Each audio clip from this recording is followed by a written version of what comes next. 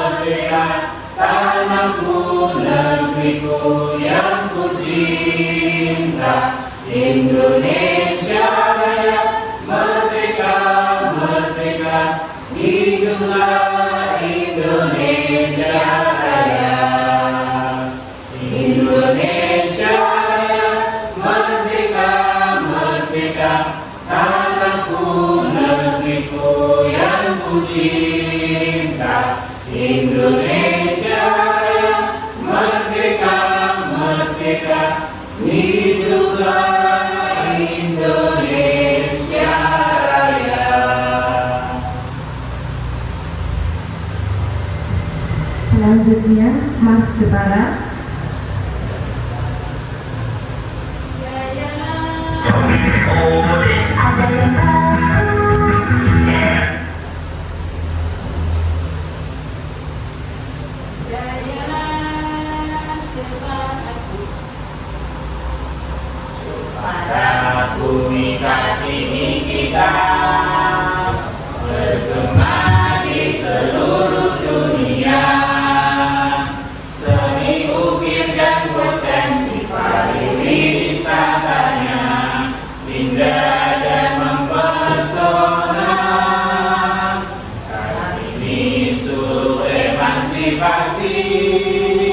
Antarkan Jepara mendunia, putri asli Jepara pantang mundur langkahnya dalam raih citanya.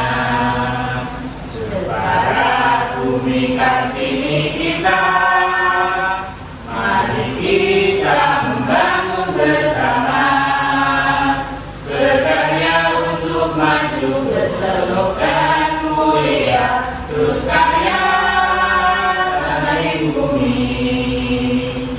Mari tingkatkan karya karsamu, jadikan Jepara terus maju, wujud nyatakan pengabdianmu, jayalah Jeparaku. Mari bersama bergandeng tangan, kita bersatu bangun negeri. Satukan langkah, bersatu padu, jayalah Jeparaku.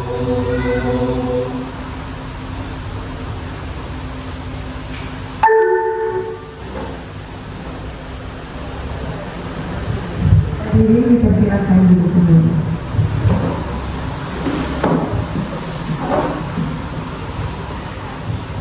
Acara selanjutnya yaitu sambutan. Yang pertama, sambutan dari Bapak Kepala SD Negeri 1 Karimun Jawa. Saya persilakan.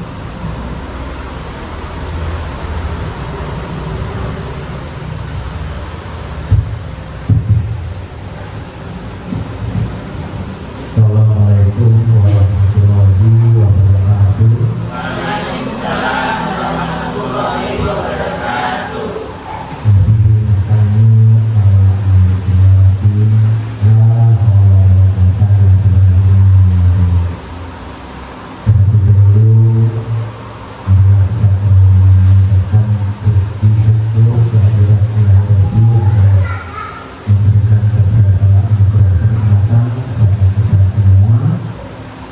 Sehingga pada kesempatan pagi ini kita masih dipersilakan untuk melaksanakan kegiatan yang bertajuk diseminasi menyebarkan pemahaman dan penerapan pengalaman budaya positif SD Negeri 1 Karimun Jawa yang nanti akan disampaikan oleh salah satu calon guru penggerak angkatan 10 Kabupaten Jepara, oleh Ibu Sri Nurhayati SPP. Sebelumnya kepada Bapak dan Ibu guru yang kami hormati dan yang kami banggakan, yaitu kepada Bu Sri Nurhayati yang saat ini sedang melaksanakan beberapa program terkait dengan calon guru penggerak angkatan ke-10. Pada kesempatan ini nanti akan disampaikan beberapa program-program atau praktik-praktik yang telah dilakukan dan bagaimana mengimplementasikan di dalam kegiatan pembelajaran kita, khususnya demi kemajuan pendidikan di SD Negeri 1 Karimun Jawa. Sehingga nanti baik yang sekarang sebagai guru penggerak yang sudah lulus Pak Afrizal Bayu Pamudi pada angkatan 9 kemarin, dan ini nanti disusul oleh 3 guru juga, yaitu Bu Sri Nurhayati, Bu Ima, dan yang satu Bu Anifir Lana. Mudah-mudahan nanti bisa sukses seperti juga Pak Bayu, dan disusul oleh guru-guru kami yang lain. Karena apa? Dengan mengikuti program-program CPD berarti kita adalah seorang guru yang siap untuk berinovasi. Karena apa? Dengan inovasi pembelajaran itulah nanti kegiatan belajar mengajar akan bisa diminati oleh anak didik. Oleh karena itu nanti tentang bagaimana pembelajaran baik, praktik-praktik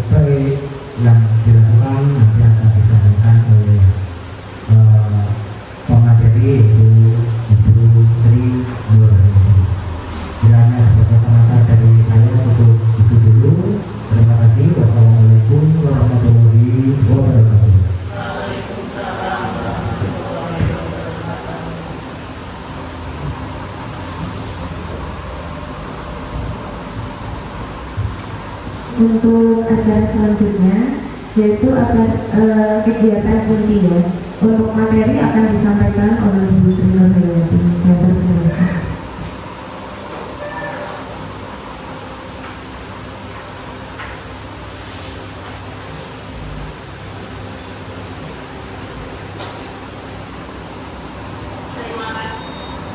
Terima kasih. Sebelum saya mulai, saya mau berpantun dulu ya. Air teriak pada kadang. Air tenang seperti berlian. Izinkan saya ucapkan salam untuk Bapak Ibu sekalian. Assalamualaikum warahmatullahi wabarakatuh. Waalaikumsalam warahmatullahi wabarakatuh. Yang saya hormati Bapak Sukarman selaku Kepala Sekolah SDN 1 Barangjaya. Yang saya hormati Bapak Ibu Guru yang sudah hadir di acara pagi hari ini. Pertama, marilah kita panjatkan puja dan puji syukur kehadirat Allah yang mana pada pagi hari ini kita diberi kesempatan, kesehatan untuk bisa melaksanakan aksi nyata ini yang berjudul diseminasi menyebarkan pemahaman dan pengalaman budaya positif dengan keadaan sehat walafiat. Yang kedua, sholawat serta salam tak lupa kita haturkan kepada junjungan Nabi besar Muhammad Sallallahu Alaihi Wasallam yang kita nantikan syafaatnya di hari akhir nanti. Bapak Ibu yang berbahagia, di sini sekali lagi saya ucapkan banyak terima kasih karena Bapak Ibu sudah memberikan waktu luangnya untuk mengikuti kegiatan pagi hari ini. Perkenalkan sebelumnya, mungkin Bapak Ibu semua sudah kenal ya? Oh belum. Perkenalkan, saya Bu Sri Nurhayati dari SD Negeri 1 Karimunjawa, CDP Angkatan 10 Kabupaten Jepara.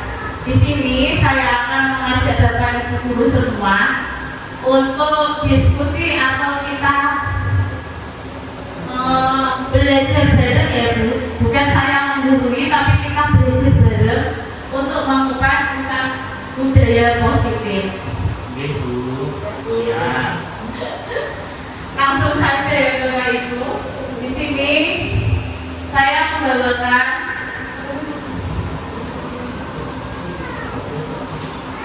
definisi menyebarkan pemahaman dan penerapan pengalaman budaya positif.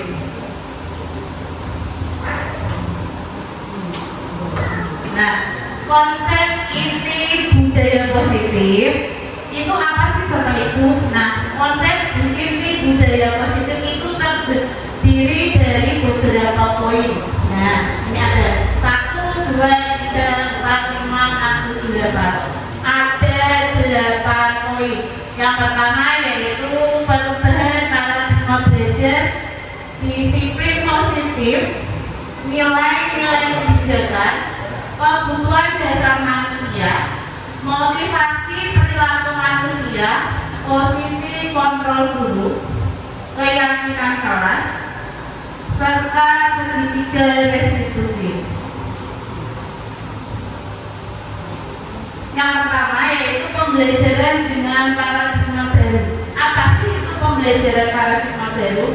Nah, pembelajaran dengan paradigma baru merupakan pembelajaran yang dirancang berdasarkan prinsip pembelajaran berdiferensiasi dengan sehingga murid belajar dengan kebutuhannya berdasarkan tahap perkembangan sesuai dengan teori psikologi untuk mewujudkan profil pelajar Pancasila.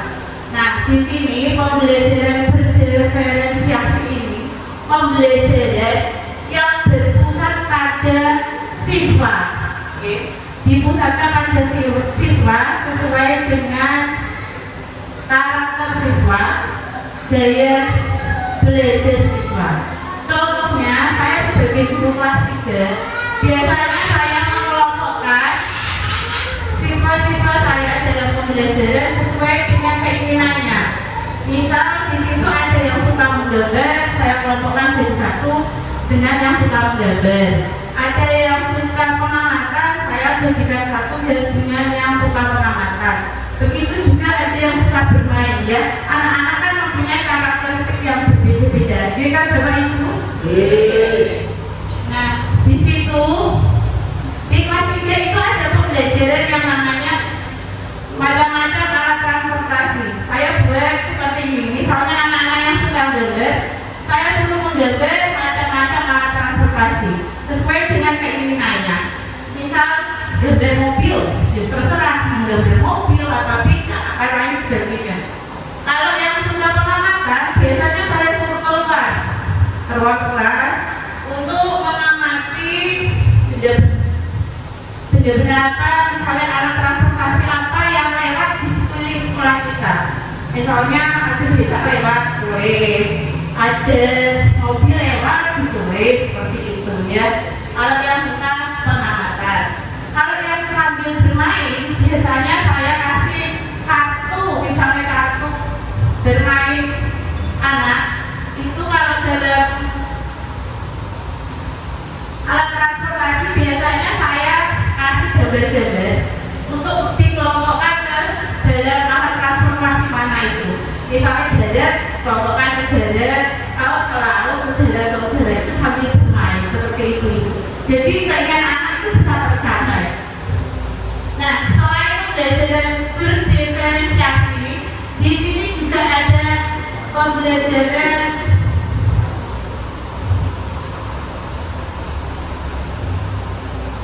profil pelajar Pancasila, di mana profil pelajar Pancasila ini yang terdiri dari beriman, bertakwa kepada Tuhan Yang Maha Esa, berakhlak mulia, berkebinekaan global, gotong royong, mandiri, kreatif, bernalar kritis. Nah, ini juga termasuk pembelajaran kurikulum kita yang ada ya, kurikulum merdeka. Nah, di sini sebelum kita lanjutkan materinya, ada lagu tentang profil pelajar Pancasila. Baik Pak Ibu semua, siapa yang mau bantu saya untuk menyanyikan lagu Beserti? Mungkin Mbak? Oh iya, dengarkan saya dulu, nanti kita tirukan bareng-bareng ya. Jadi suara aku jelek Pak. Pelajar Pancasila beriman dan bertakwa pada Tuhan Yang Esa dan berakhlak mulia, berkebinekaan global, gotong royong mandiri, kreatif dan bernalar kritis. Nah, maksudnya seperti itu. Nanti kita menyanyikannya dengan tepuk tangan, ya. Nah, jadi nada becak itu loh, iya kan? Iya. Yuk, bisa kita mulai bersama-sama? Bisa. Yuk, 1, 2, 3. Pelajar Pancasila beriman dan bertakwa pada Tuhan Yang Esa dan berakhlak mulia, berkebinekaan global, gotong royong mandiri, kreatif dan bernalar kritis.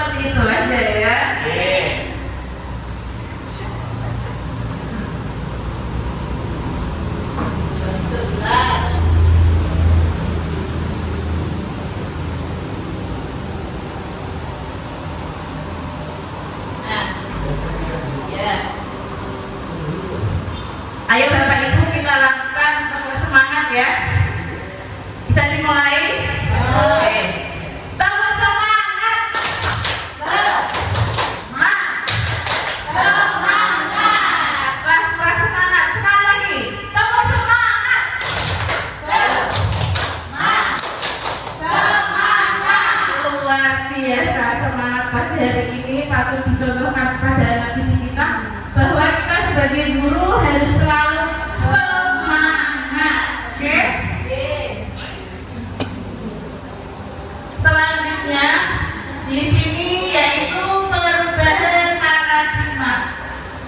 Dalam perubahan paradigma di sini nanti ada kegiatan kepala tangan. Bapak Ibu semua bisa mengepal tangannya? Coba dipraktekkan. Iya, berarti masih sehat ya Bu. Nah, kegiatan kepala tangan ini nanti saya menunjuk dua guru yang jadi A dan jadi B. Di sini nanti yang A, Bapak Ibu guru yang A, nanti menuliskan sesuatu atau menggambar sesuatu, ya. Terus setelah itu disimpan, digenggam, ya Bu. Nah, nanti saya menunjuk Bu Ibe, ya. Kamu Ibu Ibe ini nanti menuliskan entah apa bacanya atau nama apa ya, terserah Bu Ibe yang mau ditulis. Terus Bu Ima nanti tugasnya meraih Bu Ibe. Bu Ima jadi yang B, ya. Bu Ibe membuat genggaman tangan yang isinya entah apa, entah itu cita-cita Bu Ibe, entah itu gambar, tidak tahu ya. Terus Bu Ima nanti meraih Bu Ibe bisa dengan membujuk, bisa dengan mengajak, bisa juga dengan memberdik, ya, merayu, menyuap, apa saja agar dapat membuka kepala tangannya Bu Ibe, seperti itu. Nah, di sini bisa dilakukan Bu Ibe, sudah paham? Nah, oke, Bu Ibe saya kasih sekali kertas ya. Setelah ditulis nanti Bu Ibe digenggam.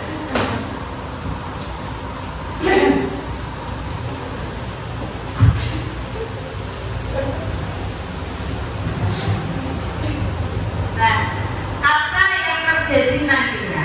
Ya, kita tunggu. Ayo Bu Ibe jangan dimulai sama Bu Ima. Yang lain boleh sambil makan ya, tidak apa-apa. Sudah Bu Ibe? Nah, sekarang Bu Ibe apa yang ditulis itu digenggam erat-erat. Ya, jangan sampai mau atau jangan sampai mau dirayu Bu Ima. Tapi bagaimana nanti Bu Ima merayu hasilnya bagaimana? Saya juga bagaimana ayo Bu Ima lakukan Bu Ima merayu Bu Ibe. Asal genggamannya itu bisa dibuka atau tidak? Ayo Bu, dirayu Bu. Ayo Bu, boleh dengan memberdik, mengancam.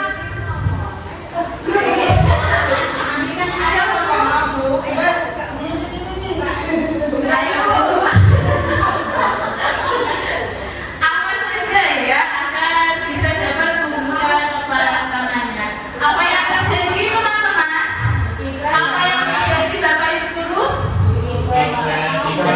Bu Ibe tidak mau membuka tangannya. Oke, terima kasih Bu Ibe dan Bu Ima. Tepuk tangan buat Bu Ibe dan Bu Ima. Kurang pandai merayu.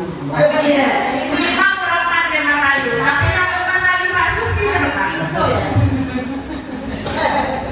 Nah, apa yang dilakukan Bu Ibe dengan Bu Ima itu masuk teori kontrol, ya, masuk teori kontrol. Apa sih itu teori kontrol?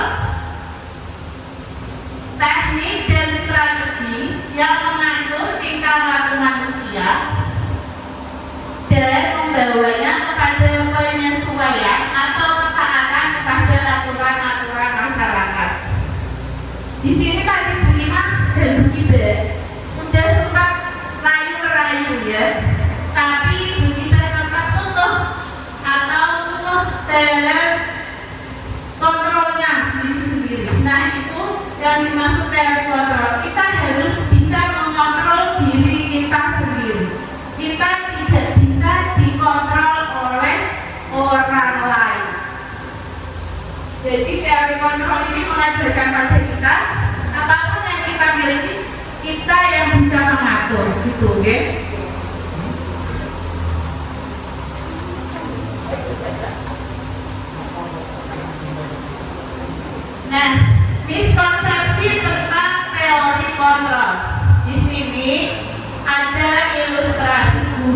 mengontrol murid. Benar, kita setiap hari sering mengontrol murid ya, dengan cara apapun. Tapi walaupun kita sering mengontrol, murid tetap sesuai dengan keyakinannya sendiri. Makanya itu ilustrasi guru mengontrol murid termasuk miskonsepsi.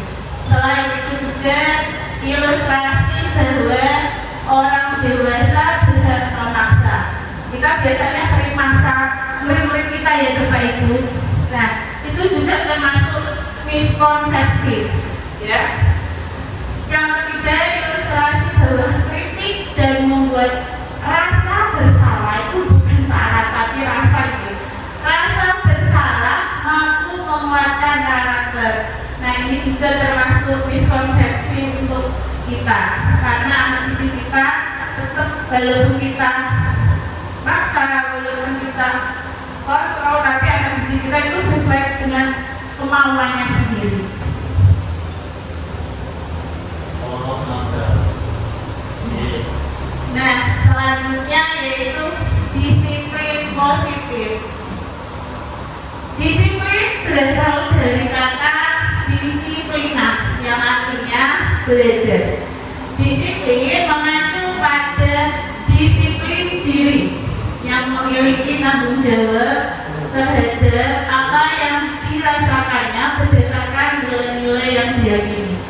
Nah, di sini disiplin positif juga merupakan salah satu cara penerapan disiplin yang bertujuan untuk menumbuhkan kesadaran serta memberdayakan murid tanpa imbalan atau penghargaan atau reward, ya ancaman atau hukuman. Sebagai pendidik, tujuan kita adalah menumbuhkan murid yang memiliki disiplin diri sehingga mereka berperilaku mengacu pada nilai-nilai kebajikan universal dan memiliki motivasi diri dalam perubahan perilaku ke arah yang lebih baik.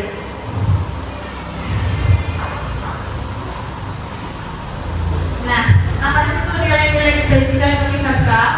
Nilai yang disepakati bersama, terlepas dari suku bangsa, agama, bahasa maupun latar belakangnya. Di sini ada 3 Bapak Ibu, yaitu profil pelajar Pancasila, primary years program, keterampilan hidup. Profil pelajar Pancasila ini biasanya sudah diterapkan di Indonesia. Kalau primary years ini program dari luar itu. Kalau keterampilan hidup juga sudah diterapkan. Kalau pelajar profil Pancasila ini salah satunya yang kelima, takwa pada Tuhan Yang Maha Esa, berakhlak mulia, kebenaran global, gotong royong, mandiri, kreatif, dan benar seperti lagu tadi ya Bu, yang sudah kita praktekkan. Kalau primary years itu toleransi, rasa hormat, integritas, mandiri, menghargai, antusias, empati, dan lain sebagainya. Ya. Nah, kalau keterampilan hidup itu dapat dipercaya, pendengar yang aktif dan tidak merendahkan orang lain dan memberikan yang terbaik bagi diri kita. Nah, profil pelajar Pancasila ini beriman dan bertakwa sudah kita terapkan di SD Negeri 1 Karimun Jawa. Contohnya, pada setiap pagi anak didik kita sebelum masuk kelas, kita biasakan untuk membaca Asmaul Husna bersama. Selain itu, kita dilanjut dengan membaca Sholawat Maria, okay, untuk membiasakan budaya positif anak. Selain itu juga kita sudah melaksanakan program sholat duhur, ya sholat duhur berjamaah. Selain itu juga literasi, okay. Selain itu juga kita melaksanakan Jumat Beramal, ya Bimaya, itu sudah termasuk beriman bertakwa. Kalau mandiri, tadi kita kata-katakan kita sudah melaksanakan belajar literasi Nah,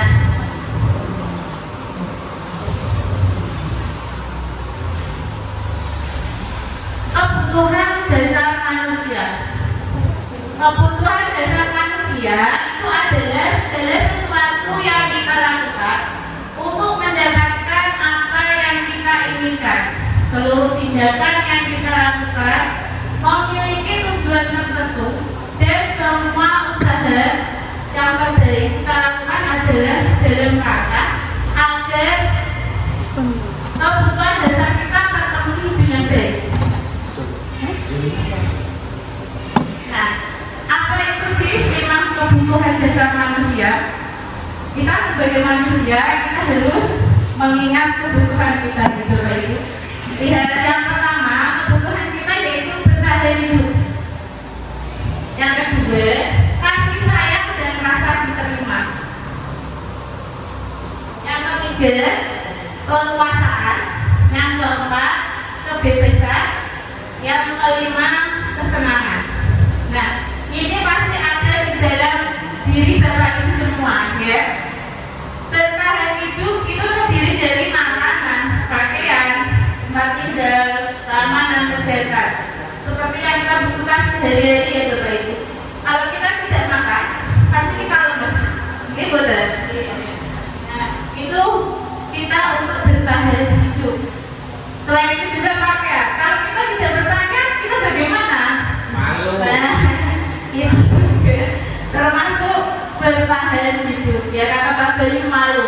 Entah malu sama siapa Pak Bayu? Sama diri sendiri. Oh, sama diri sendiri. Nah, yang kedua, kasih sayang dan rasa diterima. Rasa diterima ini kita dimanapun kita dibutuhkan dan kita dihargai, ya, untuk dipedulikan. Jadi kalau kita ada bekerja atau di rumah, kita ada, ya, kita dipedulikan. Kalau di rumah dipedulikan kepada keluarga kita, kalau di sekolah ya kita dipedulikan dengan teman-teman kita, ya. Kerjasama itu juga penting. Jadi kehidupan kita, ya. Selain itu ada harga diri, keinginan untuk dianggap, memimpin, berprestasi, diakui, didengar. Itu penguasaan, ya. Kalau kebebasan, mandiri, memiliki pilihan, mencoba hal yang baru, mampu mengendalikan arah dirinya. Itu kebebasan kita.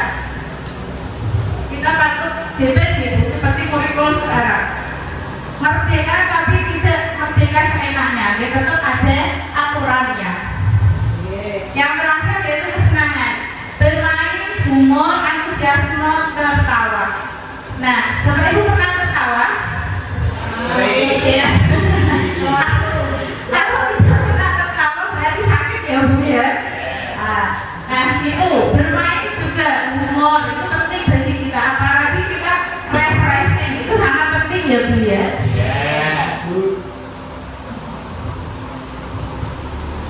Nah, selain itu kita lanjut ke pelajaran motivasi perilaku manusia. Motivasi perilaku manusia di sini itu ada dua. Motivasi ekstrinsik, ini motivasi dari luar. Yang kedua yaitu motivasi intrinsik, dari dalam diri kita sendiri.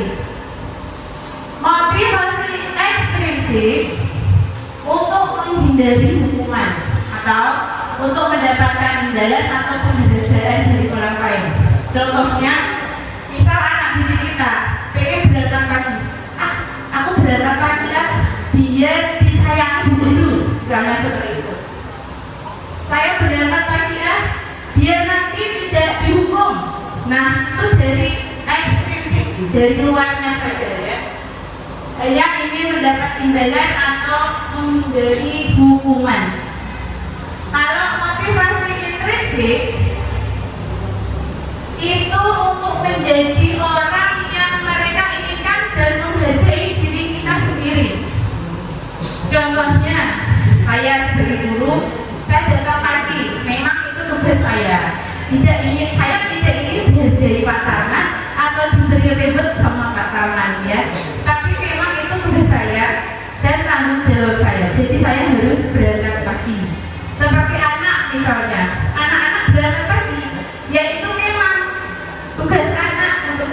sekolah harus pagi. Dia menyadari itu.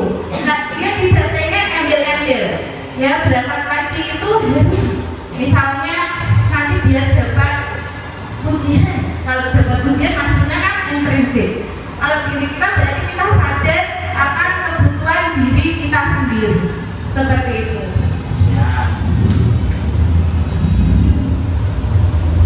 Nah, kita lanjut ke hukuman, konsekuensi, dan restitusi.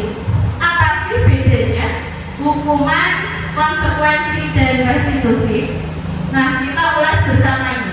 Kalau hukuman itu tidak terencana atau tiba-tiba, bersifat satu arah, berupa hukuman fisik. Murid tidak tahu apa yang akan terjadi. Contohnya, misal anak didik kita terlambat ke sekolah. Kalau hukuman itu biasanya seperti ini. Aku datang terlambat sekolah, habis itu nyapu. Ya kan Bapak Ibu, biasanya kan gitu kan. Atau berupa fisik, push up dan lain sebagainya. Nah, itu bersifat satu arah. Murid tidak tahu apa yang akan terjadi karena itu hukuman sifatnya tidak terencana, atau tiba-tiba saja dihukum. Jadi anak-anak kaget, misalnya terlambat, habis terlambat nanti pulang, tidak usah ikut pelajaran seperti itu. Jadi anak nggak tahu apa resikonya. Kalau konsekuensi itu terencana atau disepakati. Murid tetap dibuat tidak nyaman jika guru selalu memonitor murid. Maksudnya gini, kalau konsekuensi itu kita sudah membuat aturan bersama-sama, tapi tetap ada hukumannya apabila ada yang melanggar, seperti itu. Nah, beda dengan restitusi. Kalau restitusi ini proses menciptakan kondisi bagi murid untuk memperbaiki kesalahan. Proses kolaborasi yang mengajarkan murid untuk mencari solusi sendiri. Nah, contoh di sini misal ada murid kita yang telat atau terlambat, itu biasanya kita tanya terlebih dahulu ya Bapak Ibu. Tidak beda dengan hukuman, kita langsung menghukum. Tapi kalau restitusi ini kita tanya, kenapa kamu terlambat? Alasannya kenapa? Seperti itu, oke? Jadi kita pilihan terbaik. Terus kita menuntut anak itu mencari solusinya. Misalnya kita tidak mencarikan, tapi anak tersebut yang mencari solusinya sendiri. Kenapa kamu terlambat? Agar tidak terlambat harus bagaimana? Misalnya seperti itu. Kita tidak boleh menjawabnya, tapi kita menuntutnya saja. Yang jawab anak-anak. Misalnya dia dulu nanti besok saya tidak akan terlambat, saya akan memasang alarm dan sebagainya, seperti itu. Nah, lanjut. Nah, es breaking dulu ya Tio, biar tidak sepaneng. Aku juga capek Bu ngomong terus. Nah, kita es breaking bermain bersama biar lebih seru. Di sini saya mau es breaking antara Markona sama Tasha, terus sama Rimau. Nanti kalau Markona gini ya Bu, cantik seperti itu ya posisinya ya kalau jadi Markona ya. Kalau jadi Harimau, ya betul Bu Vivi, wow seperti itu. Kalau jadi Tasha, ini aja, seperti itu. Oke. Nah, di sini saya akan bagi menjadi 3 kelompok. Kelompok 1, Saya pengaman. iya. Kelompok 2, kelompok 3. Dalam satu kelompok ini, 3 kelompok ini nanti apabila ada batas 1, 2, 3, nanti bersama pilih apa. Tapi ini diskusi dulu ya sama kelompoknya. Kelompok 1 diskusi dulu, pilih apa nanti ya. Tapi jangan sampai terdengar dengan kelompok lain. seperti itu. Kelompok dua juga diskusi dulu. Nanti jangan sampai dengan kelompok. Nah, pemenangnya seperti ini Bu. Misal Tarsan ketemu Markona, berarti pemenangnya siapa? Markona, karena Tarsan jatuh cinta dengan Markona. Teorinya seperti itu ya Bu. Iya. Kalau dari mau sama itu, dari mau sama Markona, dari mau. Kalau Tarsan sama dari mau, Menang Tarsan. iya, menang Tarsannya, karena Tarsan terkenal Penakluk. pintar gue ini. Yuk kita sini. Jadi diskusikan sebentar. Saya kasih waktu 1 menit. Yuk. Ya, jangan. Oke. 1. Kasih dari kita jangan dilepaskan gitu ini. Kalau kartonnya posisinya gimana? Ya, kaki. Tidak usah dengan suara. Tidak usah dengan suara. Dan peragaan saja. Oke. Oke. Oke. 1. Siapa nama siapa? Nah, ini sama ini dulu ya. Ini lawan ini dulu ya. Ayo diskusi. Sudah? Ayo dulu. Oke. Ayo kita diskusi sudah pilih. Ya. Ya. Oke. 1, 2, 3.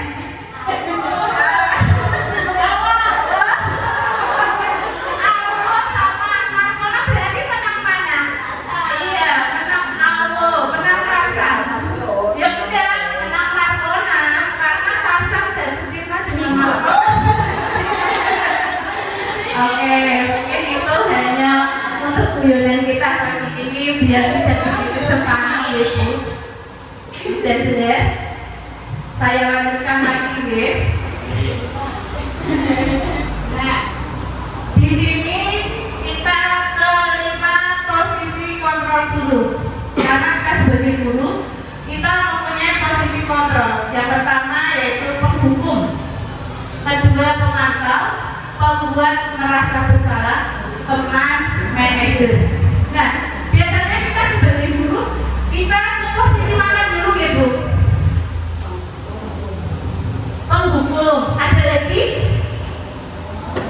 Pemantau. Oke. Ada penghukum, ada pemantau. Nah, penghukum ini guru yang berperan sebagai penghukum akan menggunakan hukuman untuk kontrol perilaku murid. Hukuman yang diberikan dapat berupa hukuman fisik ataupun verbal. Contohnya, hormat misalnya terkait tadi disuruh hormat bendera 1 jam atau disuruh buka dan lain sebagainya, ya. Terus kalau sebagai pembuat merasa bersalah, itu guru yang berperan sebagai pembuat rasa bersalah akan membuat murid merasa bersalah atas kesalahannya. Guru dapat melakukan hal ini dengan cara memberikan nasihat dengan membuat murid merenungkan kesalahannya. Contohnya, berapa kali bapak harus memberitahumu atau berapa kali ibu harus memberitahumu kamu selalu mengecewakan guru atau mengecewakan ibumu, seperti itu.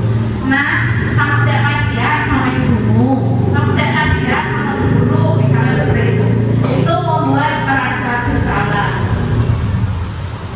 Kalau guru sebagai teman, itu guru yang berperan sebagai teman akan memperlakukan murid seperti teman sebaya, kayak mencuri. Contoh, ayo dong ikuti aturan sekolah, ngomongnya ya kayak mencuri ya. Tidak ada ukur perbedaan dengan antara murid dan guru. Tolong bantu bapak atau ibu ya, sekali ini aja seperti itu. Ya sudah, lain kali tidak apa-apa, nanti bapak atau ibu bereskan. Nah, itu contoh sebagai teman. Sebagai pemantau, guru yang berperan sebagai pemantau akan memantau perilaku murid dan memberikan arahan jika diperlukan. Guru akan berusaha untuk memastikan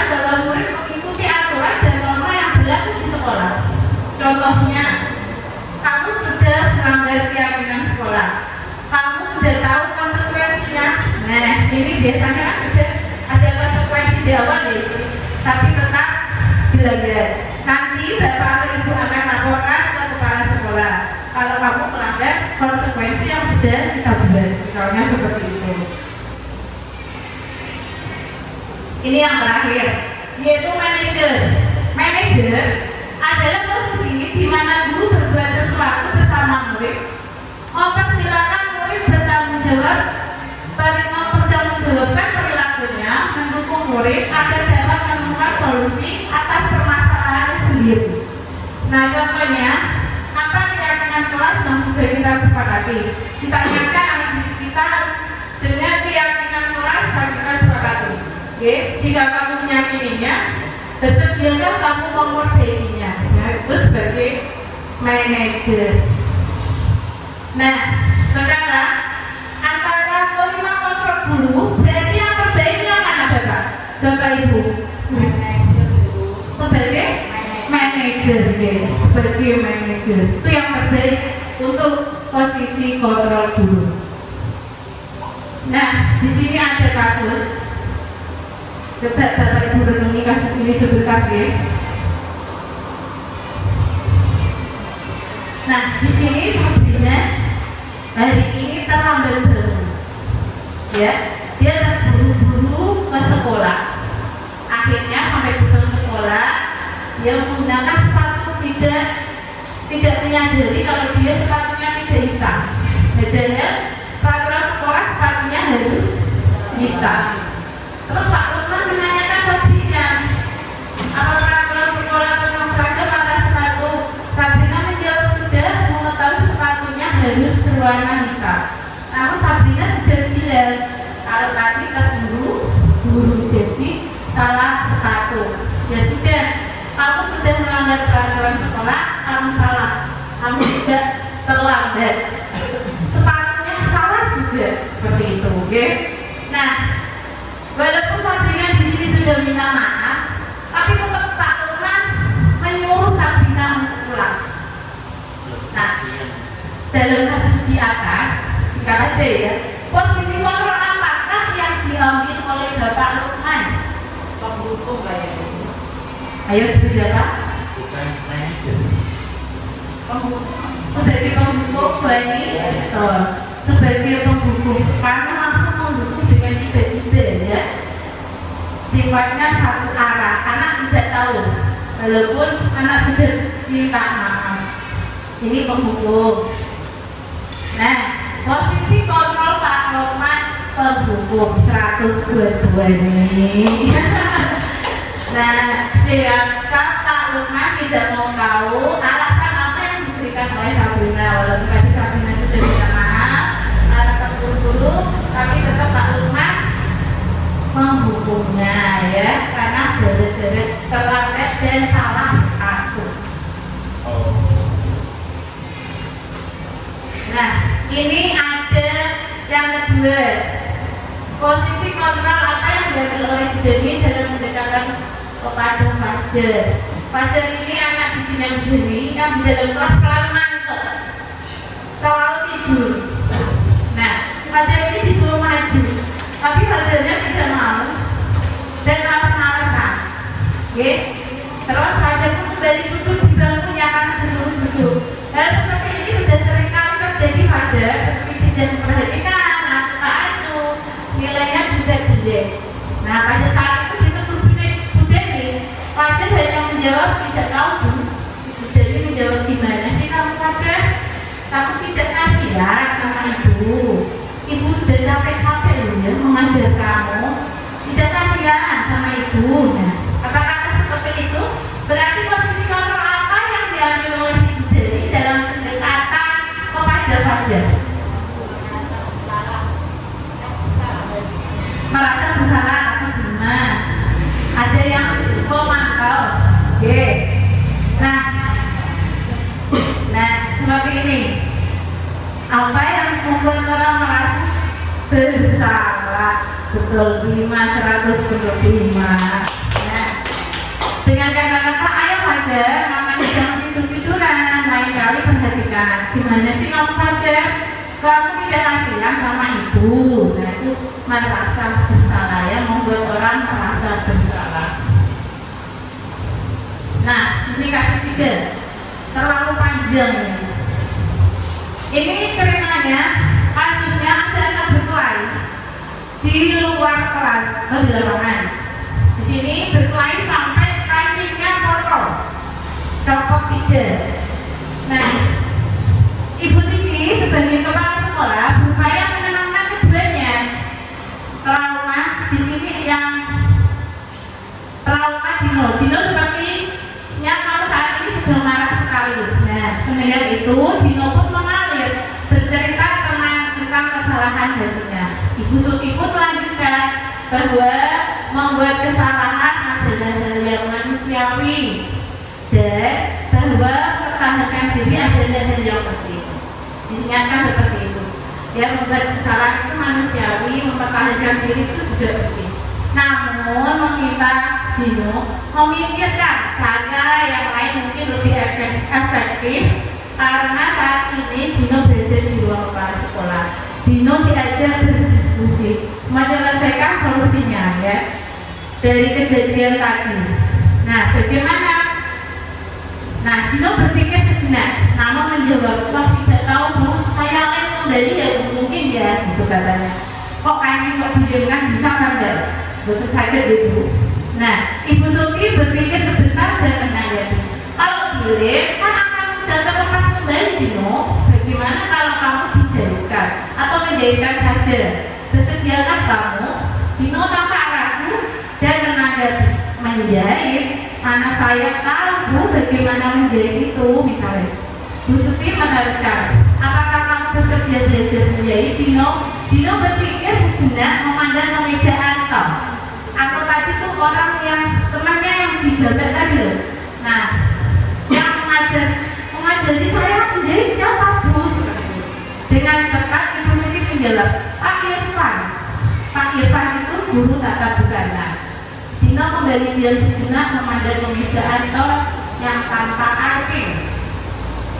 Akhirnya Dino mengangguk tanpa menyetujui dan sepanjang siang itu Dino belajar menjahit memperbaiki kemeja Anto.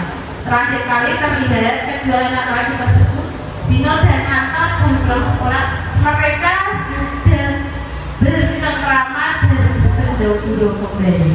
Berarti sudah berikan ya, karena sudah diganti kancing bajunya. Nah, posisi kontrol yang telah dipraktekkan oleh kepala sekolah tadi Bu Suti itu bagaimana? Sebagai apa? Apa Bu Suti? Manajer. Iya, 100 buat Bu Suti. Nah, tadi karena Ibu Suti tidak memberikan hukuman dan tidak membuat orang merasa bersalah, namun Bu Suti menenangkan keduanya, ya, mempersilahkan murid bercerita terkait masalah, mengajak memperbaiki masalahnya, serta mengajak murid untuk menganalisis kebutuhan dirinya maupun kebutuhan orang lain. Itu termasuk kontrol lulus sebagai manajer. Nah, di sini ada keyakinan kelas juga. Metode untuk menimbulkan kembali disiplin positif yang didasari oleh motivasi dari diri dalam diri, implementasi keyakinan kelas, dilatar belakangi bahwa ditemukannya beberapa murid yang masih diingatkan atau melakukan tindakan kebaikan atau kedisiplinan. Nah, pembentukan keyakinan kelas ini biasanya saat pembelajaran awal kita masuk, pembelajaran baru, kita menerapkan pembentukan keyakinan kelas agar semua murid tahu, oh keyakinan apa sih yang harus kita laksanakan. Nah, itu bersifat abstrak, berupa pernyataan atau universal umum, dibuat dalam pernyataan positif sesuai dengan kondisi kelas dan sekolah sehingga mudah diterapkan, melibatkan warga kelas, warga sekolah untuk membuat keyakinan. Nah, ini semua anak didik dilibatkan dalam membuat keyakinan kelas biar tahu keyakinan apa saja yang sudah diterapkan sehingga tahu apa yang tidak dibolehkan dan dibolehkan. Nah, di sini ada permainan sedikit, guys. Kalau nggak boleh minta dikomunikasikannya.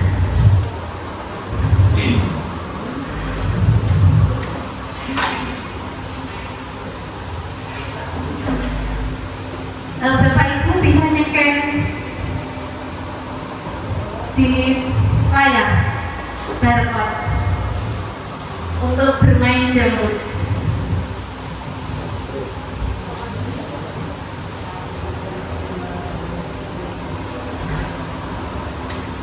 Sudah bisa Bapak Ibu?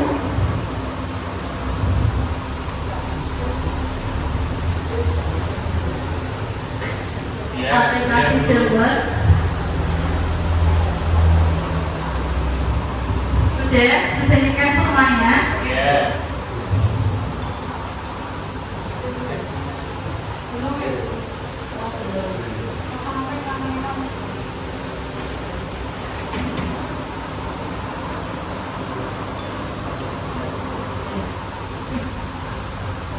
Sambal Bu.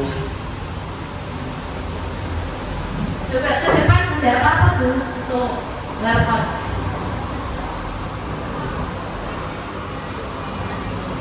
Ya, sambal.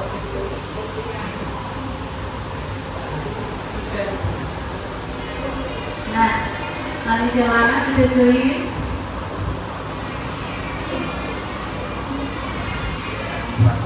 Nah, keyakinan kelas apa yang Bapak Ibu terapkan di kelas? Coba tolong tuliskan satu aja keyakinan kelas yang Bapak Ibu terapkan di kelas.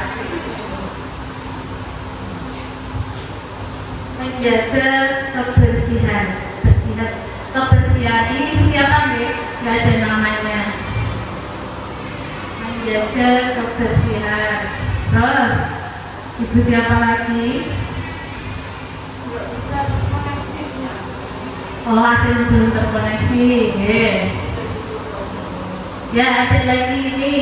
Tidak boleh terlambat.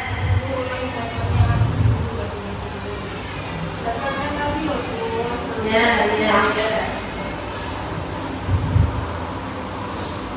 Masih boleh Bu kalau mau nggak?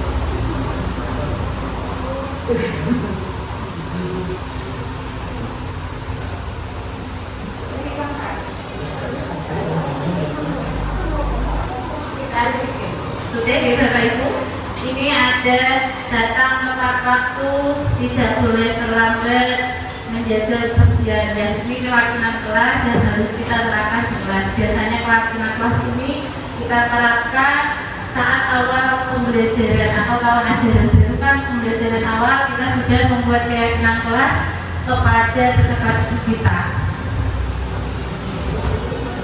Nah, ini ada lagi 5 menaruh barang ke tempatnya. Oke, menaruh barang ke tempatnya itu juga termasuk keyakinan kelas. Sudah kita Bapak Ibu, kita lanjut ke berikutnya ya.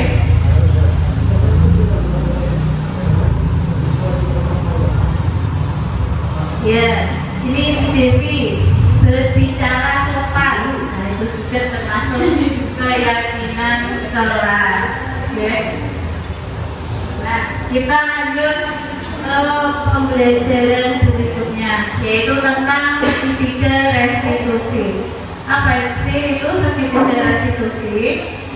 Suatu proses dialog yang dijalankan oleh guru agar dapat menghasilkan murid yang mandiri dan bertanggung jawab. Di sini menggunakan segitiga restitusi, kita harus bisa yang pertama menstabilkan identitas. Yang kedua, validasi tindakan yang salah, terus menanyakan keyakinan. Itu kalau menggunakan segitiga restitusi. Menstabilkan identitas berdasarkan prinsip membuat kesalahan atau bagian dari proses pembelajaran. Berbuat salah hal yang manusiawi. Semua orang pernah berbuat kesalahan, namun kita harus belajar dari masalah tersebut dan berusaha memperbaikinya. Ayo kita cari solusinya bersama-sama. Nah, di sini kita sebagai guru, kita menuntun anak didik kita. Apabila anak didik kita kita ada yang berbuat salah, itu kita menunggu mencari solusinya. Ya misalnya kita kasih umpan dari seperti ini, semua orang pernah berbuat salah, ya atau kesalahan, namun kita harus belajar dari masalah tersebut dan berusaha memperbaikinya. Nah, bagaimana cara kamu untuk memperbaikinya? Seperti itu. Kita tuntut untuk mencari solusi yang terbaik. Validasi tindakan yang salah. Nah, berdasarkan prinsip setiap perilaku berupaya memenuhi suatu kebutuhan tertentu. Kamu pasti punya alasan mengapa melakukan hal itu. Nah, kamu melakukannya karena mempertahankan sesuatu yang penting bagimu. Iya, setiap kita punya kesalahan pasti punya alasan. Ya, kenapa kamu bisa terlambat? Misalnya seperti itu, karena barunya kesiangan seperti itu ada kesalahannya. Ya, dan kamu melakukannya karena mempertahankan sesuatu yang penting, yang menurut kamu itu penting. Menanyakan keyakinan berdasarkan prinsip teori Potter bahwa pada dasarnya kita termotivasi secara intrinsik dari dalam diri kita sendiri, ya. Apa keyakinan kelas yang sudah kita sepakati? Nah, di sini kita diingatkan untuk keyakinan kita, keyakinan kelas yang sudah dibuat bareng-bareng. Nilai apa yang telah kita sepakati bersama? Nah, apakah tindakanmu sesuai dengan keyakinan kelas tersebut? Nah, di sini ada kasus. Contoh kasus Naura yang sudah 2 hari terlambat masuk ke sekolah, sehingga tidak mengikuti pembiasaan membaca Asmaul Husna dan sholawat Maria yang disediakan setiap pukul 7 di halaman sekolah SD Negeri 1 Kalimantan Jawa. Hari Kamis ada giliran Naura memimpin membaca Asmaul Husna, namun Naura datangnya terlambat sehingga dijadikan oleh Olive. Saat datang ke sekolah, Naura tampak murung dan sering mengantuk. Ketika pembelajaran di kelas, perilaku Naura membuatnya tidak fokus belajar. Nah, ini yang saya lakukan kemarin, menanyakan studi dan resolusi.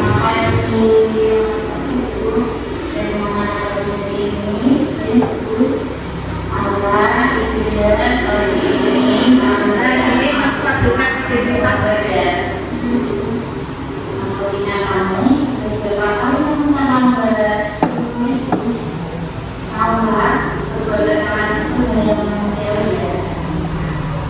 Semua orang berbuat salah, namun ada sesuatu dari kesalahan tersebut dan berusaha memperbaikinya. Ada solusi bersama yang adalah siap dulu. Kalau dalam gambar pasti punya alasan. Kamu memang ada gambar. Mau Naura mencari alasan, ya. Menanyakan keyakinan, ya. Kalau gambar dari sekolah sebelum dengan kelas kita harus lihat. Ayat yang merasakan yang sebelum melakukan sehingga itu ini harus dilakukan. Kenapa? Karena kesalahan kita. Itu penting. Sebelum dilakukan, kemudian dilakukan, melakukan penindakan. Terus saya misalnya terus harus dikasihkan terus menyesal dan kira-kira apa yang telah lakukan agar kedepannya tidak terlalu dengan masalahnya malah kamu sudah menemukan solusinya, ya. Itu akan bekerjasama dengan guru, kamu dan bagaimana bisa terlakukan. Terima kasih, ya, Mas. Sekarang kami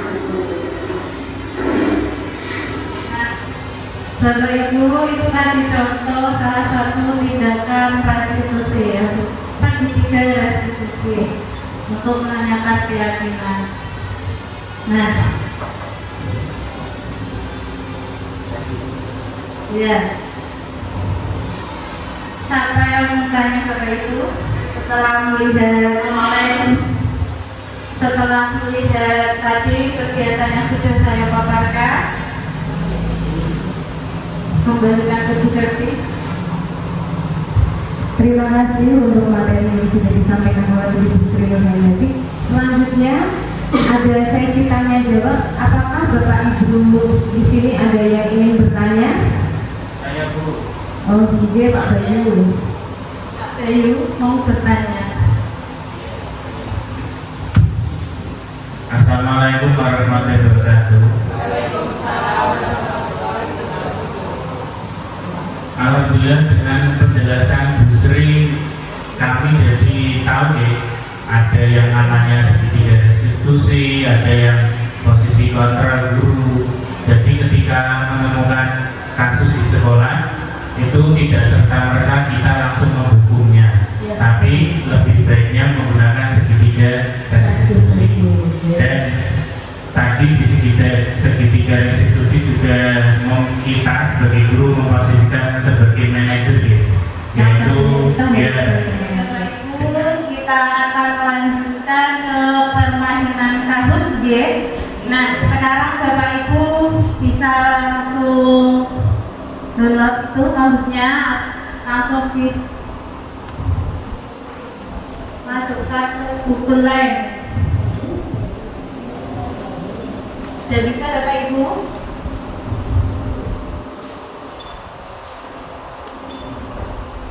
Sampun?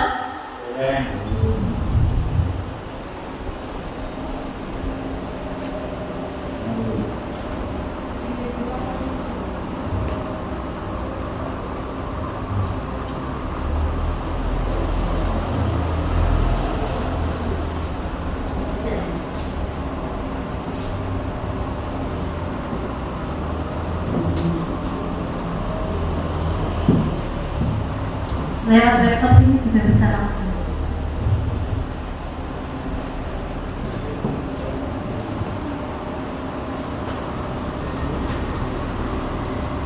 Oh, semuanya sudah.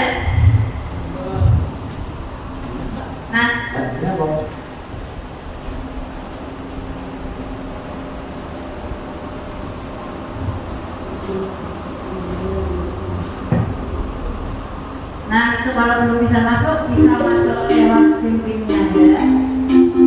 Sampingnya tuh pinnya yaitu 891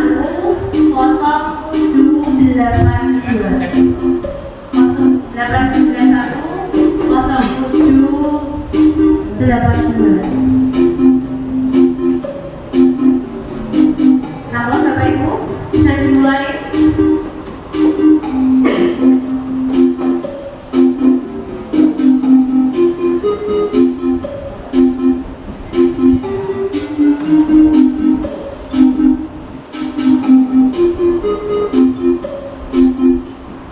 Nah, sudah masuk semua ya. Bisa mulai ya. Oke, yuk mulai. Nah, ini soal pertama. Siap-siap. Nah, tidak termasuk ini budaya positif. Yang mana?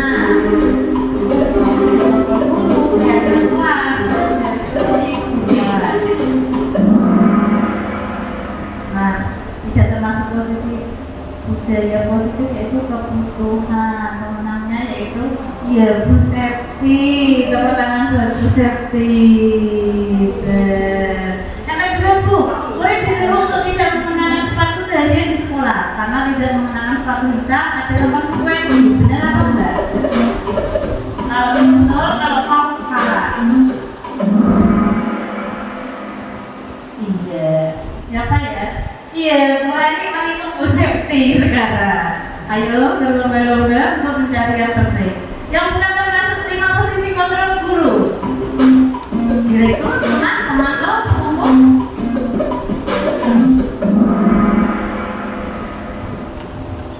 Siapa ya pemenangnya?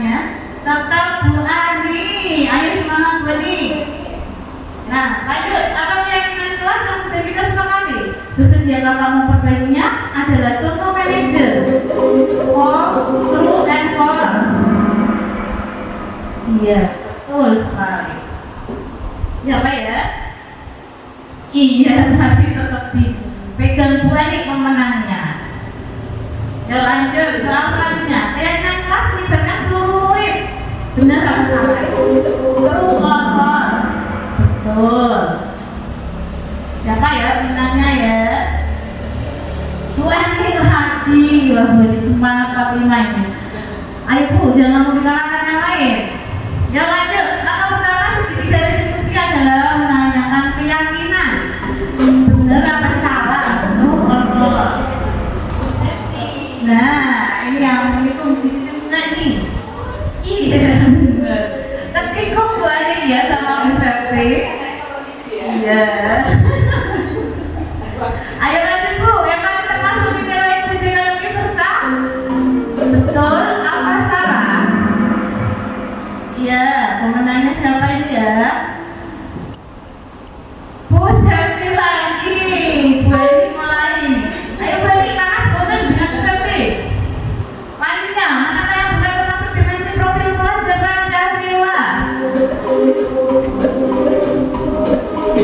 Kalau yang pendidikan nasional mandiri benar tulis.